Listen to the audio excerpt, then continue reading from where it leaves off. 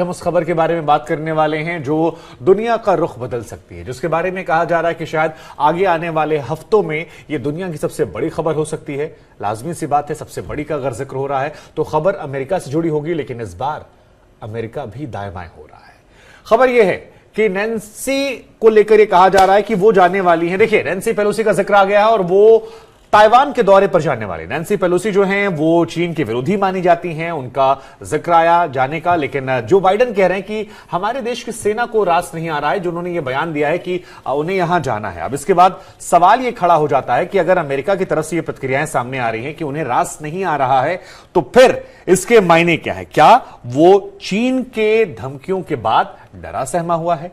क्या रूस विवाद के बाद एक नया विवाद और मोल लेना नहीं चाहता है? इधर ताइवान को लेकर क्या विवाद है? चीन जो है वो ताइवान को अपने देश मानता है, ये मानता है कि ठीक है ताइवान स्वतंत्र है, लेकिन देर सवेर वो चीन के साथ जुड़ जाएगा।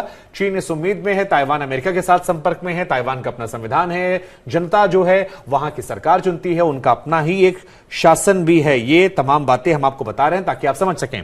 ताइवान दक्षिण पूर्वी चीन के तट से करीब 100 मील दूर स्थित है, पहला द्वीप श्रृंखला में मौजूद है, जिसमें अमेरिकी समर्थक कई देश जो हैं वो यहां पर स्थित हैं। ये तमाम जानकारियां जो है इस वक्त हम आपको दे रहे हैं, और विदेश नीति के लिहाज से सभी द्वीप जो हैं वो काफी ज्यादा अहम हो जाते हैं ये अमेरिका के लिहाज से। तो तमाम जानकारियां जो है वो लगातार हम आपको दे रहे हैं, और इन जानकारियों के जरिए हम आपको समझाने की कोशिश भी कर रहे हैं कि ताइवान को लेकर यह विवाद क्या है। लेकिन नैन्सी पेलोसी कि ताइवान जाने की खबरों के बीच अमेरिका जो है वो काफी खफा है, और अमेरिका नहीं, माफ कीजिए, चीन बहुत खफा है, और जो बाइडेन का बयान जो है वो कई तरह के संकेत दे रहा है। मेरे साथ मेरे सहयोगी गौरव सावंत हैं जो इस तरह की खबरों के एक्सपर्ट हैं, मेरे सहयोगी हैं, एंकर हैं, लगातार खबरों पर रहते हैं। गौरव, सबसे पहले हम चाहेंगे कि इस खबर के बारे में हम विस्तार से जानकारी दें।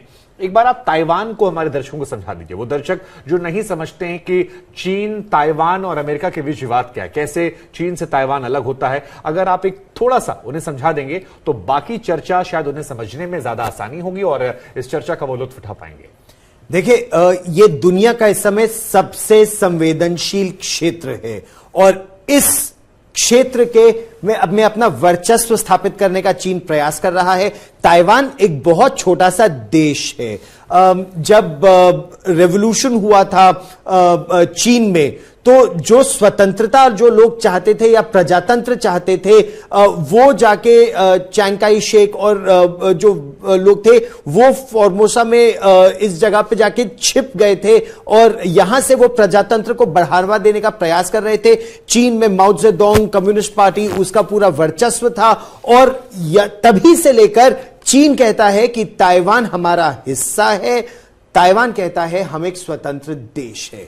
तो देर सबेर चीन को यह उम्मीद है कि चाहे वो बल प्रयोग से या फिर बहला फुसलाकर वो ताइवान को अपना हिस्सा बना लेगा। इतिहास को अगर खंगाले तो एक समय तो ऐसा भी हुआ था कि अगर चीन उन ओलंपिक खेलों में जाता था तो ताइवान ताइपे नहीं जाता था उन खेलों में, और अगर ताइवान ताइपे की टीम जाती थी तो चीन की टीम नहीं जाती थी।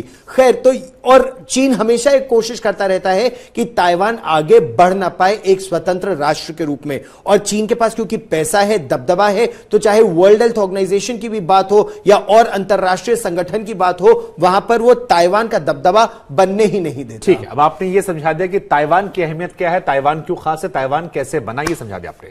अब जरा दर्शकों को ये बताइए कि जब हाउस ऑफ रिप्रेजेंटेटिव के स्पीकर नैन्सी पेलोसी, जिनका जिक्र बार बार हम कर रहे हैं, जिन्हें ये माना जाता, अगर मैं गलत नहीं हूं तो राष्ट्रपति के बाद शायद दूसरा सबसे ताकतवर पद वहां पर है। उनकी नीतियां हम जानते हैं, पिछले 30-35 सालों से लगातार वो चीन का विरोध करती आई हैं, लेकिन उनका यह कहना कि मुझे चीन के दौरे पर जाना है, और वहां के राष्ट्रपति का कहना कि हमारी सेना को उनका यह आइडिया रास नहीं आ रहा है, चीन का यह बयान देना, ये तीनों कॉन्फ्लिक्ट कैसे आप देख रहे हैं? अमेरिका के लिहाज से पूछ रहा हूं मैं, इसके बाद हम चाइना को लेकर जिक्र करेंगे, क्योंकि लग रहा है कि अमेरिका में भी एक मत नहीं है। ये चीन के बयान की वजह से है, रूस के बाद नया विवाद ना मोल लेने की वजह से है, कोई डर है चीन की बढ़ती शक्ति को देखकर, या आपस में एक विरोध है जो बयानों के जरिए निकल कर आ रहा है? यह समय दुनिया का सबसे बड़ा विवाद उसके रूप में उभर सकता है, और यह दिखाता है कि क्या अमेरिका डर गया, क्या चीन का वर्चस्व बढ़ रहा है।